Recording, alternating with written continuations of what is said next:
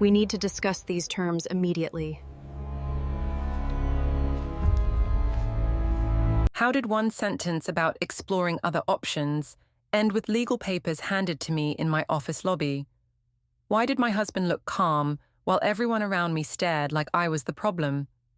Can you still call a man the villain when the result is already signed and starts today? My name is Atalanta Brooks, but everyone calls me Tally.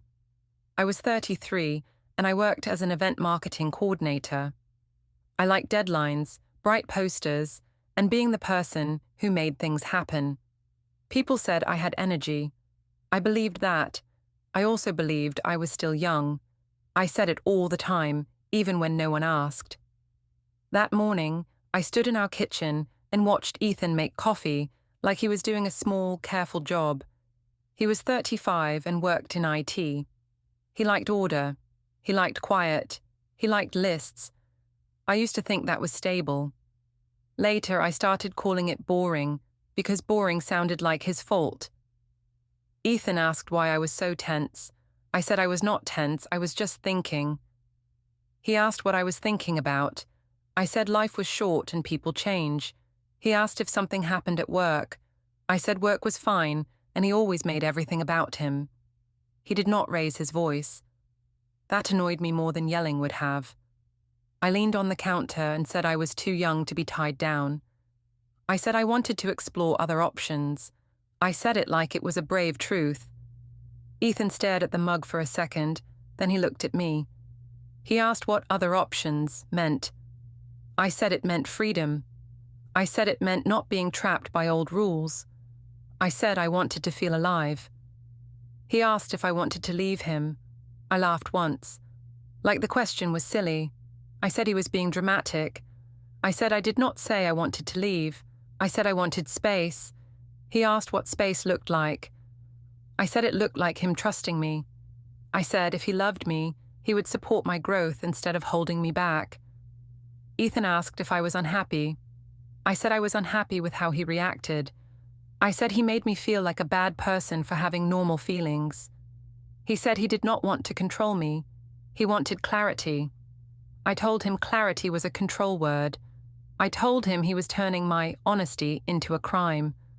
Our daughter Mila walked in with her hair messy and her socks wrong. She asked if she could have cereal. I said yes and told her to sit.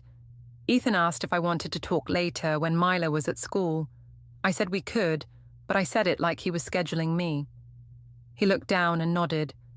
When Ethan left to do the school drop-off, I picked up my phone and texted my friend Tessa. I told her I was done being boxed in. She replied fast. She said I deserved to be in my prime. She said I should stop acting like a wife from an old movie. She asked if I wanted to meet for brunch on the rooftop patio downtown. I said yes, because I liked how that sounded. Rooftop, downtown, options. At work, I moved through the day with a new story in my head. I told myself I was being honest and strong. I told myself Ethan was lucky I was not worse. That is how I thought. I did not ask if that was fair. I asked if that made me powerful. I also checked my phone more than usual. A name sat there like a little spark. Caleb Shaw. He was a sales rep who worked with vendors we used for events. He always had a reason to message me. He always had a compliment ready. I told myself he got me. I told myself Ethan did not. Caleb sent a quick message that morning about an upcoming sponsor meeting. I replied politely. Then he replied with a small joke about how I always looked too put together to be stressed. I smiled. I did not tell him I was married like it mattered. I told myself my ring did not erase my youth. At lunch, I met Tessa and 2 other friends on the rooftop patio. The place was loud and sunny, with glasses clinking and people taking photos of food. Tessa asked how things were at home. I said Ethan was starting again with his insecurity. She asked what I meant. I said he acted like I needed permission to breathe. I said he watched my moods like a guard. I left out the part where I started the conversation with other options. I made it sound like he attacked me first. The others reacted right away. One of them asked if Ethan was always like that. I said yes, and I laughed because laughing made it feel true. Tessa said I should not let a man dull my shine. I said I agreed. I said respect follows results, and I had results. I meant my work, my looks, my social life. I meant I was the prize. I took a photo of my drink, then I took a group selfie. I posted it with a caption about choosing myself and not apologizing. It felt like a flag I could wave. I did not mention Ethan. I did not need to. Everyone who knew me would understand what I meant, or at least they would pretend to. Later, when Ethan texted asking how brunch was, I replied that it was nice and I hoped he was having a calm day. That was my favorite kind of message. It sounded caring, but it also sounded like I was the mature one. When he asked if we could talk tonight, I said sure, if he could be reasonable. That evening, back at home, Ethan asked if I meant what I said in the morning. He asked if explore meant dating. He asked if it meant opening the marriage. I crossed my arms and told him he was putting ugly words on my clean truth. I said he was twisting my meaning to make me look bad. He said he was not trying to make me look bad. He was trying to understand what I wanted. Before we dive deeper into this story, I have one small request. Please subscribe, drop a like, comment, and hit that hype button to boost this channel so more people can discover these incredible stories. I said I wanted to feel young. I said I wanted new experiences. I said I wanted him to stop acting like a victim. He asked if I had someone else in mind. I said no, and I said it too fast. Then I added that even asking showed he did not trust me. Ethan looked tired. He said he trusted actions more than speeches. I told him that was cold. He did not argue. He asked if we could set basic rules so Mila would not feel unstable. I said Mila was fine. I said kids adapt. I said he was using our child to guilt me. He did not respond to that. He stood up and rinsed his mug. I noticed there were 2 mugs on the counter now, not touching, like they belonged to different homes. Later, I walked past his desk and saw his phone screen light up. A calendar reminder was open. It was titled, with a place and a time, something like downtown 10:40 a.m. I did not see the details. Ethan turned the phone slightly and locked the screen. The sound of the click felt loud in the quiet room. I told myself it was just work. I told myself I was the one being honest, and he was the one hiding things. I went to our bedroom and sat on the edge of the bed with my phone in my hand. I scrolled like I was looking for nothing. Then a message preview popped up from Caleb. It said he could help me feel young again, and he hoped I was serious about exploring. I stared at the words and told myself it was not wrong to be understood. I told myself Ethan forced me into this by making me feel old in my own life. The next day, I woke up with that Caleb message still sitting in my mind, like a warm light. I did not answer right away. I liked the power of not answering. I liked knowing someone wanted me first. In the kitchen, Ethan asked if I slept well. I said I was fine. He asked if we could finish our talk from yesterday. I said mornings were not good for heavy talks. He said he only wanted clear words. I said he should stop demanding things from me like I was a project. Mila came in and asked for her lunch snack. I said I would pack it. Ethan offered to do it. I said I had it. I did not want him to feel helpful. I wanted him to feel unsure. I wanted him to wait for my mood. On the drive to work, I played music and rehearsed my story. I told myself I was not cheating. I told myself I was considering my options. That sounded clean. That sounded like a plan, not a mistake. At the office, I walked into the open plan space and smiled at people like nothing was different. My job was about faces and timing. I knew how to look calm even when I was not. My manager asked about the sponsor list. I said I was on top of it. She asked if I could stay late for a client call. I said yes right away, because it gave me a perfect excuse. I checked my phone. Caleb had sent another message. He asked if I was serious about exploring. He said he could make time for me after work. I stared at the words and felt my chest lift, like I had just been chosen for something. I told myself it was normal to want attention. I told myself Ethan should have tried harder if he wanted to keep me focused. I replied that I was busy but could talk later. I added a little joke because jokes made it feel harmless. Caleb replied with a laughing emoji and said he liked my energy.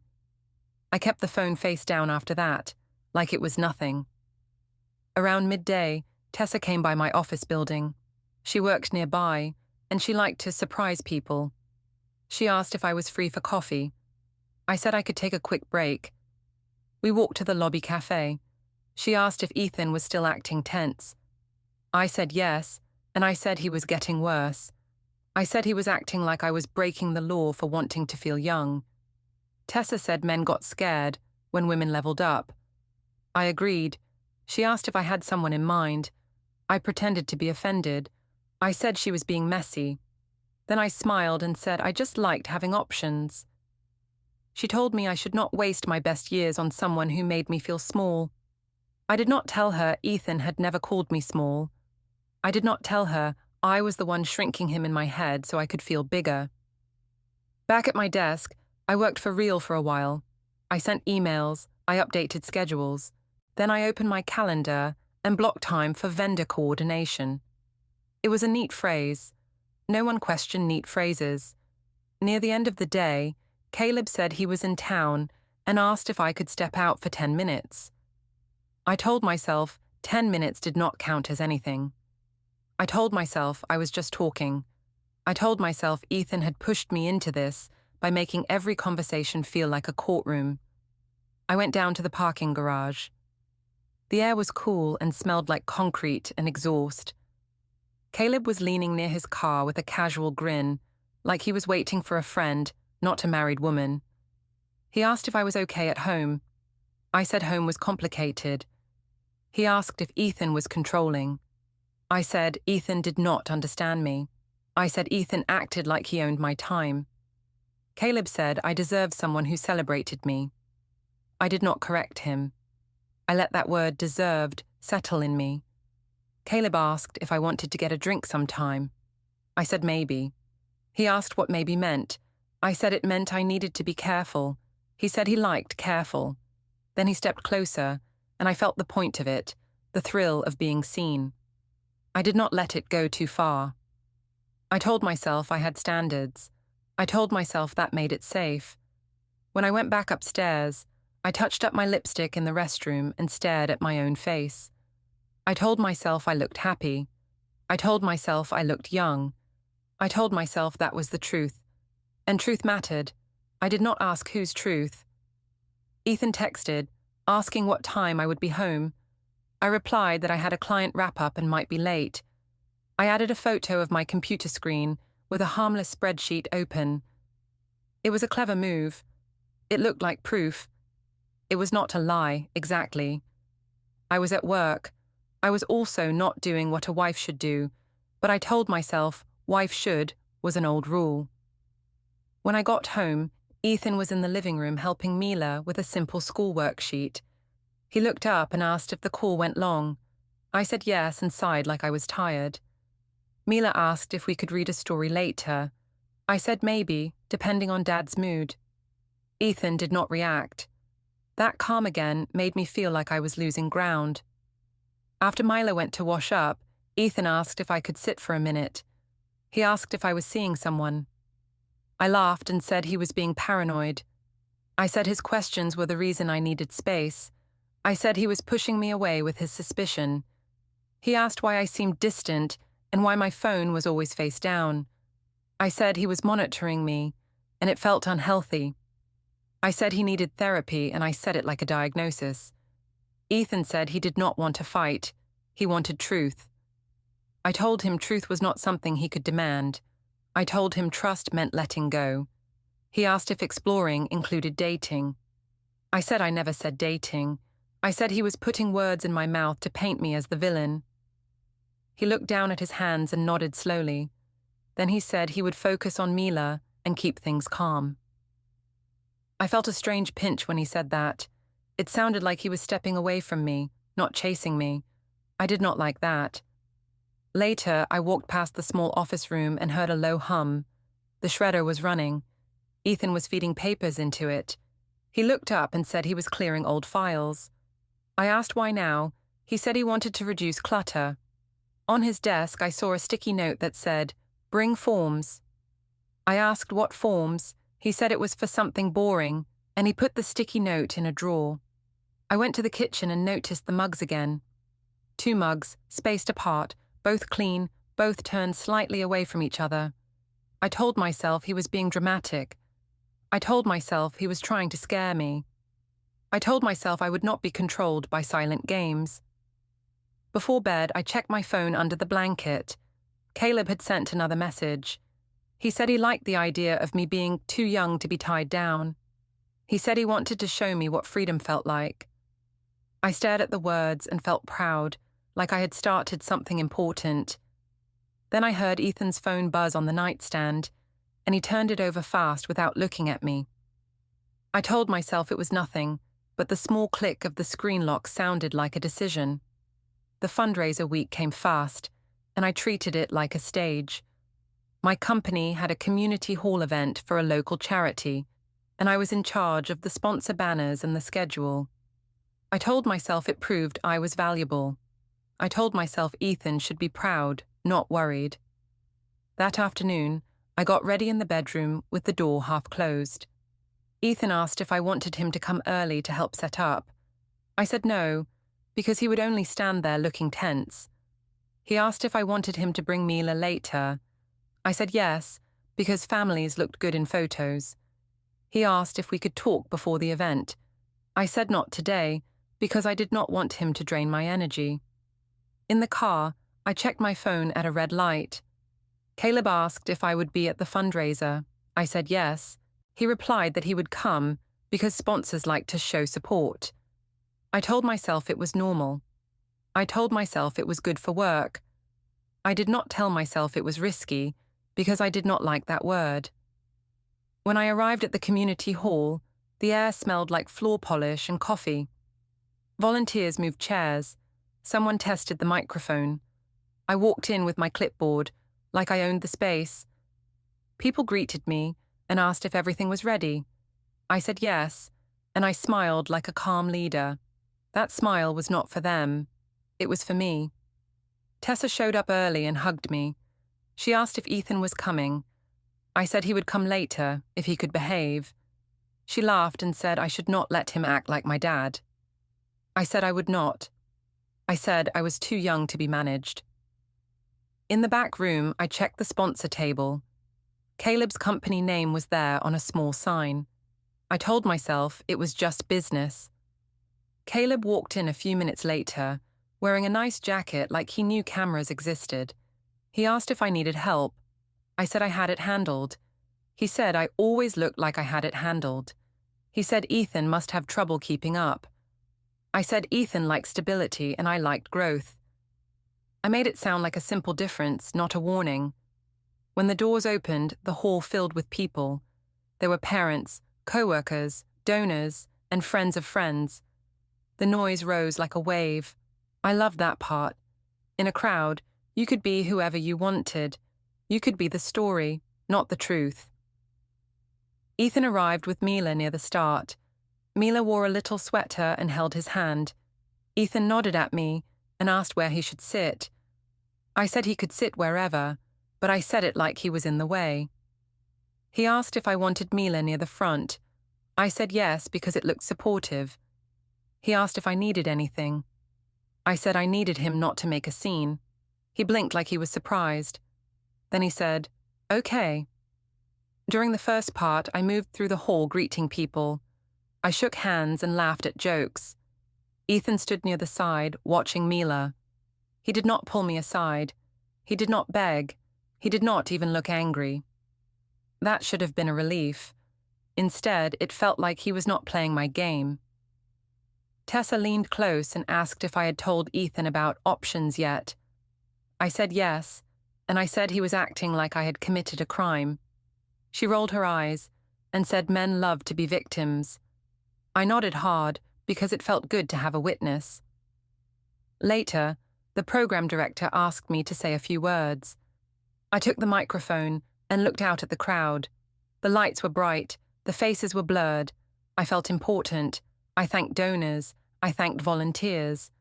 Then I slid in my own message, like a secret note to the room. I said, people should not be afraid of change. I said growth was brave. I said sometimes you had to outgrow old limits. People clapped. Some people cheered like it was a real speech, not a personal complaint. I saw Ethan's face from the side. He did not react.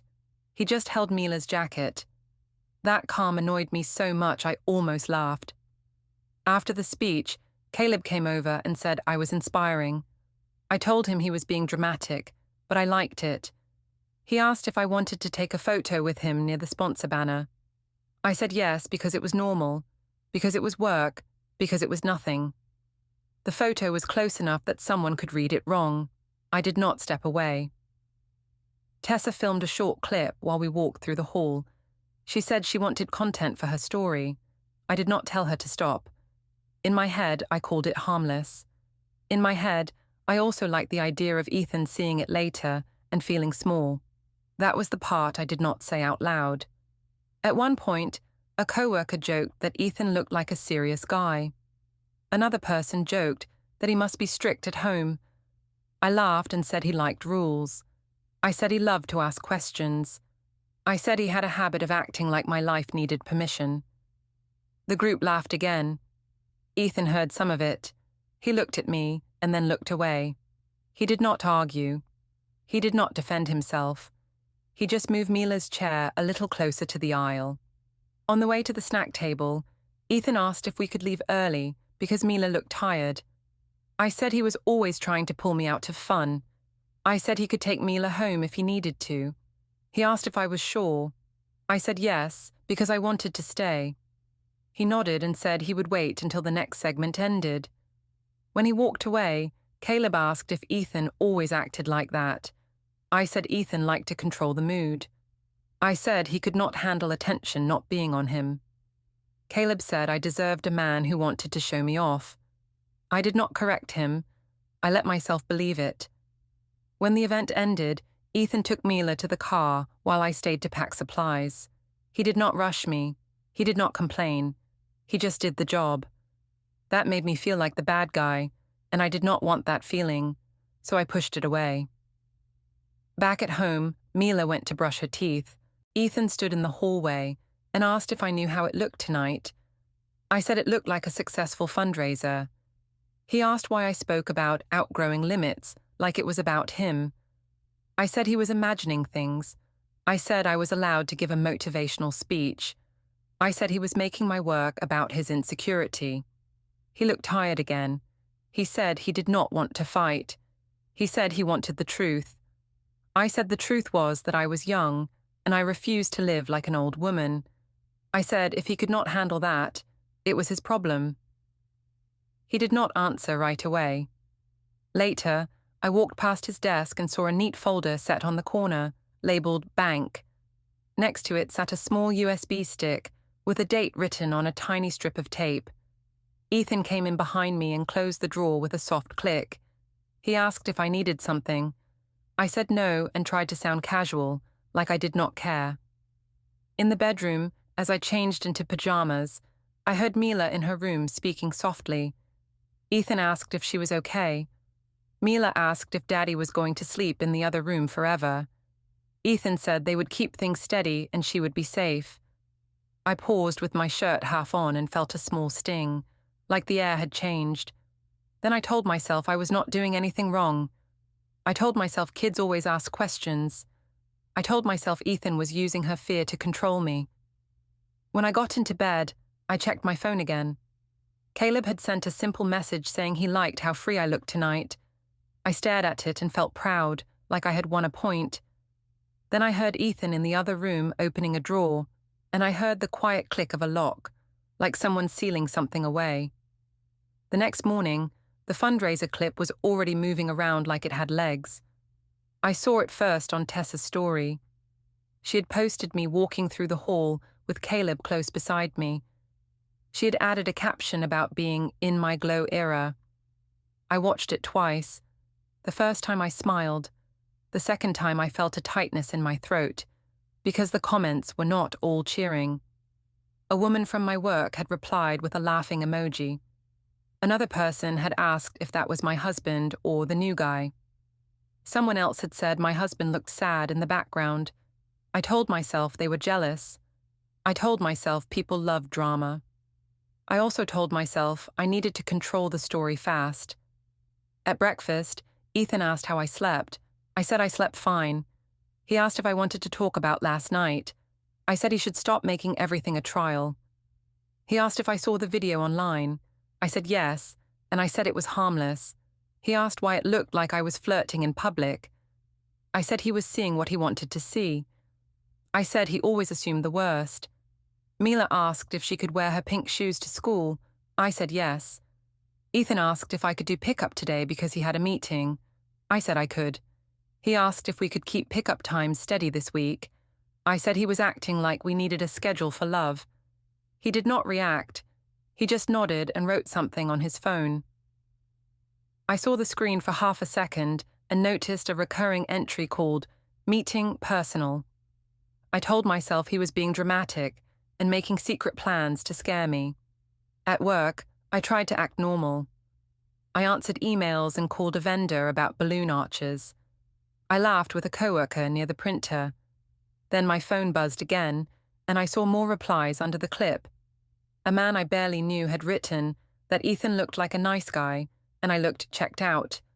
That made me angry. I did not like strangers judging me. I liked being the judge. I messaged Tessa and asked why she posted that clip. She replied that it was cute and it showed my confidence. I told her it made Ethan look upset, and it would start rumors. She said rumors were not my problem if I was living my truth. I told myself she was right. I told myself truth was whatever I could defend. Around lunch, Caleb sent me a short message. He said the clip looked good and I looked fearless. He asked if Ethan had noticed. I replied that Ethan noticed everything, and it was exhausting. Caleb said I should not let a man shrink my world. I stared at the message and felt validated, like I was being understood in the exact way I wanted. I did not think about Mila or the comments. I thought about me. At the end of the day, I drove to the school pickup line. The line moved slowly. Parents sat in cars and stared forward, like they were all pretending not to listen to other people's lives. I parked and waited. When Mila came out, she looked small in the crowd. She climbed into the back seat and asked if Dad was coming. I said Dad was busy. She asked if we could all eat dinner together. I said we would see. Ethan called while I was still in the pickup line. He asked if everything was okay. I said yes. He asked if Mila seemed tired. I said she was fine. He asked if I could stop by the supermarket for milk. I said yes, but I said it like he was giving me chores. He said thank you and hung up. His voice was calm, and I hated that I could not call it rude. At the supermarket, I pushed the cart fast, like speed could fix my mood. Mila sat in the child seat and kicked her feet. She asked if we could get cookies. I said maybe. She asked why Dad slept in the other room. I said he had a sore back and needed space. It was not fully true, but it sounded simple. Mila nodded like she accepted it, but her eyes stayed on me longer than usual. At checkout, Ethan appeared behind us with a small basket. He had come straight from work. He asked if we needed anything else. I said no. He placed his items on the belt after mine. The cashier scanned my groceries first, and I reached for our joint card, like normal. Ethan slid his own card forward instead and paid for his basket separately. It was a small thing, but it felt like a wall. I asked why he did that. He said he was organizing spending.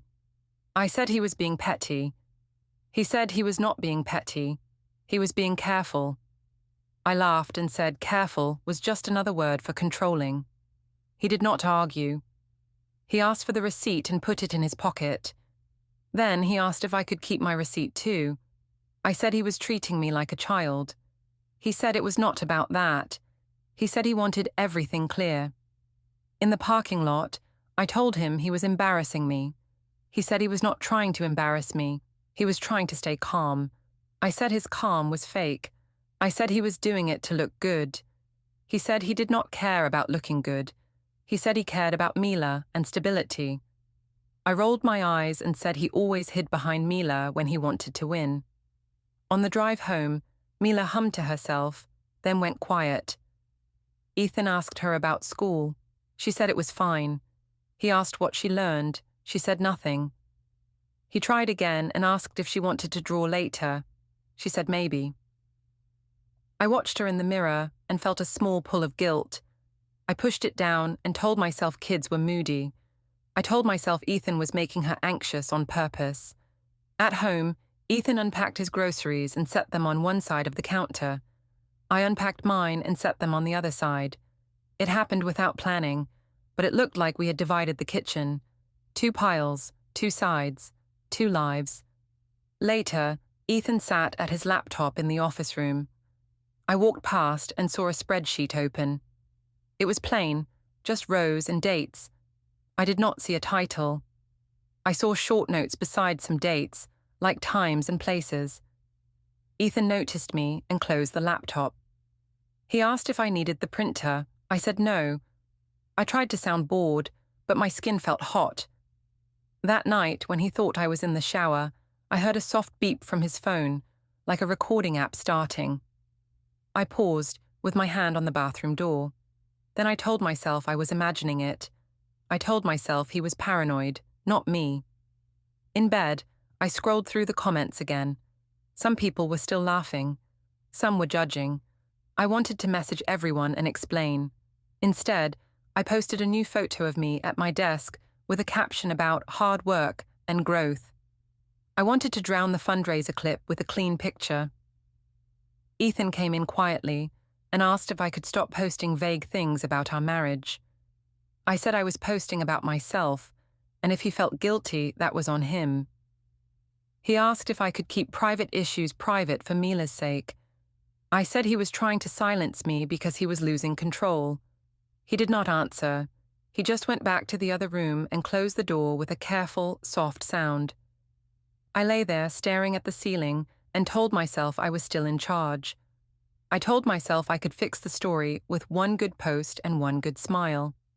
But in the quiet, I kept thinking about the separate receipts, the spreadsheet rows, and the way Mila had looked at me like she was waiting for a simple answer I did not want to give. The family dinner happened on a Thursday night, and I planned it like a meeting. I chose a busy restaurant with a long table because I wanted witnesses. I wanted noise around us, so Ethan could not ask hard questions in a quiet corner. I told myself I was protecting my peace, but I knew I was building a stage. My mother arrived first and kissed my cheek like I had won something. She asked if Ethan was finally going to act normal. I said I hoped so. My father came in behind her and nodded at Ethan with a careful smile. Brooks slid into her seat and put her phone on the table like it was a weapon. Ethan's mother and father arrived last, polite and calm. Ethan carried Mila's small jacket and helped her into a chair. Mila looked at the menus like they were shields. Before anyone ordered, my mother asked Ethan why he had been sleeping in the other room. Ethan said he wanted everyone to keep things steady for Mila and avoid late-night fights. My mother said he was acting cold. Ethan said he was trying to be calm. I jumped in fast and said he had been cold for months. I said he made me feel trapped. I said I was too young to live like a retired person in my own home. Ethan asked what too young meant to me. I said it meant I wanted to explore other options. I said it again, louder this time, because I wanted the table to hear it.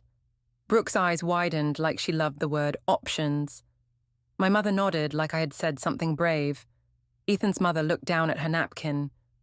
Ethan asked if I was dating someone. I said no. Then I added that even asking showed he did not trust me. I said he treated me like a suspect. Ethan said he was not trying to accuse me. He was trying to understand what life I was asking for. I said he was making it complicated on purpose. When the waiter came, Ethan ordered calmly and asked Mila what she wanted. Mila said she wanted pasta. Ethan said okay and smiled at her in a soft way that made my stomach twist. It looked like peace. I did not want him to look peaceful. I wanted him to look guilty, because guilt made my choices feel lighter. As soon as the waiter left, Brooke asked if Ethan had been watching me. I said yes. I said he checked my mood and my phone like a guard. Ethan said he had not checked my phone. I said he checked my time, and time was basically the same. He asked what I meant by that. I said he counted my minutes and questioned my plans. I said it made me feel like property. My father cleared his throat and asked what I actually wanted. I said I wanted freedom. I said I wanted to feel alive. I said marriage should not be a cage. Ethan said he agreed. Marriage should not be a cage, but he said it should still be honest. I said honesty was what I was doing right now. I said his reaction was the real problem. Ethan's father asked if we could speak privately later. I said no. I said private talks always turned into Ethan trying to win. Ethan's mother said we should not argue in front of Mila. I replied that Mila needed to see women stand up for themselves. Ethan looked at Mila and asked if she wanted to colour on the kids' paper. Mila nodded and stared down at her crayons without speaking. My mother said Ethan was punishing me with silence and separate spending. Ethan said he was not punishing me. He was organising. I laughed and said organising was just control with a nicer name. Ethan said he wanted clarity with money because confusion made fights worse. I said he was planning to leave me and pretend it was my fault. Ethan did not deny it. He simply asked why I kept posting vague things online. He said it hurt Mila's privacy. He said it hurt his work life too. I said I posted about myself, and if people guessed it was about him, that was because he acted guilty. Brooke nodded and said social media was my voice. Ethan asked me to stop involving strangers. I said he wanted to silence me because he could not handle public truth. Ethan's mother said public truth was not always the full truth. My mother snapped back and said women had been silenced long enough. The table went tense, like the air had thickened. I leaned in and looked at Ethan, the way I did when I wanted him to break. I said he was acting like the victim because he could not control me. I said he was boring, and boring men feared free women. Ethan asked why I needed to insult him instead of answering simple questions. I said because he never listened, unless I made it sharp. Ethan said he had listened for years. He said he had tried to talk quietly. He said he would not beg in front of my family. I felt my face heat up. I told him he was choosing pride over love. He said he was choosing steadiness over chaos. I said he was calling me chaos. He said he was describing the situation, not attacking me. I said he was doing word tricks. Brooke started filming with her phone halfway under the table, and I saw it, and I did not stop her. Part of me hoped Ethan would notice and get angry. Part of me wanted a clip where he looked bad. Ethan did notice, but he did not react. He just asked Brooke to put the phone away. Brooke said she was not filming. Ethan said he was not fighting about it. He said he wanted Mila to finish dinner. Then he asked Mila if she wanted a sip of water. Mila nodded and drank slowly, eyes on the glass like she was trying to disappear. When the food arrived, the table quieted for a few minutes. I ate too fast. Ethan ate slowly. My mother kept looking at Ethan like she was waiting for him to slip. My father looked at me like he was trying to solve a puzzle without enough pieces. Halfway through dinner, I pushed again. I said I needed Ethan to accept an open phase. I did not use the word marriage. I said phase because phase sounded temporary and harmless. Ethan asked what an open phase meant in real actions. I said it meant he should not question where I went and who I talked to. Ethan asked if that applied to him too. I said he could do whatever he wanted, but I said it like I knew he would not. I said it like it proved I was the stronger one. Ethan's mother asked me if I understood how that would affect Mila. I said Mila would adapt. I said kids were resilient. Ethan said Mila was not a lesson for us to test. He said she needed routine. I rolled my eyes and said routine was his favorite word.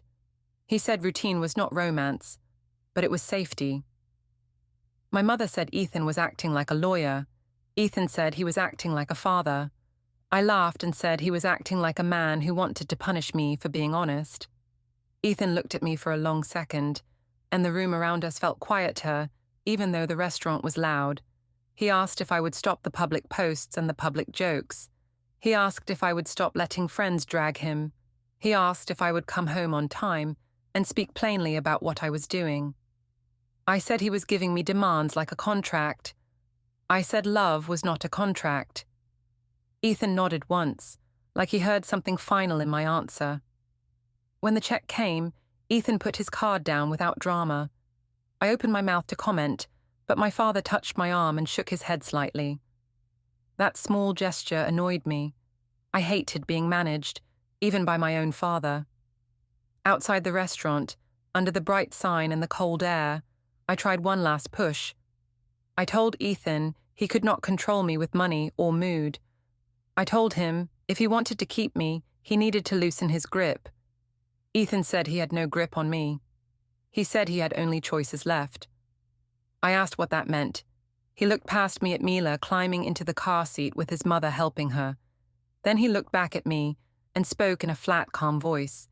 He said he would handle it properly. HR messaged me that morning and said they needed a quick word before lunch. I walked into the small meeting room with my badge swinging and my smile ready. My manager sat there with an HR specialist and a printed sheet on the table. The HR woman asked why there were concerns about me leaving my desk for long personal meetings. I said it was gossip and people were jealous. She asked why a vendor had complained about my blurred boundaries. I said vendors loved attention and they were dramatic. My manager asked if I understood how it looked after the fundraiser clip. I said the clip was taken out of context and it was not my job to manage everyone's imagination.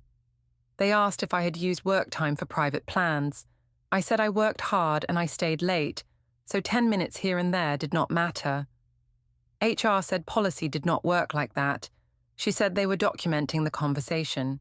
I said documentation sounded like a threat. She said it was procedure. When I left the room, my phone buzzed with a message from Caleb. He asked if I was okay and said people at his company were talking. I replied that Ethan was making a mess and he was trying to paint me as a villain. Caleb did not reply right away. That silence felt new. In the office tower lobby, I stopped at the coffee kiosk to calm down. I told myself Ethan would fold soon. I told myself he was too quiet to do anything real. Then a man in a plain jacket approached and asked if I was Atalanta Brooks. I said yes. He said he had documents for me. I said he had the wrong person. He repeated my name and my address like he had practiced it. My face went hot. I took the packet because people were watching. 2 co-workers stood near the elevators, pretending not to stare. The man said I had been served and he pointed at a line for my signature. I said I was not signing anything. He said the service still counted and he noted it calmly. I flipped the top page and saw Ethan's name. I saw the words that mattered, temporary orders. I saw a schedule for Mila, starting today. I saw limits about the home, who could enter and when. I saw financial safeguards that froze certain moves and required clear steps for shared accounts. I told myself it had to be fake. I told myself Ethan could not do this without warning. But the paper looked official in a way that did not care about my feelings. I called Ethan. He answered on the first ring. I demanded he explain. He said he was not arguing anymore, and he was following a formal process. I said he was trying to punish me. He said he was trying to protect Mila and reduce chaos. I said he was controlling me with paper. He said he was using lawful steps because words did not work with me. I called my mother next. She said Ethan was cruel and she would fight him. I called Brooke. She asked what I did, and her voice sounded smaller than usual. I called Caleb again. He did not pick up. Outside the building, on the plaza steps, I saw Janice walking toward the school pickup lane across the street with a calm face. Ethan stood near the curb, hands in his pockets, not blocking me, not shouting, not even looking proud. He just looked steady. A neighbor from Mila's school was there too. and she looked at the papers in my hand and then looked away fast. I opened my mouth to speak, but the first line on the page kept flashing in my mind. The temporary orders were already in effect today.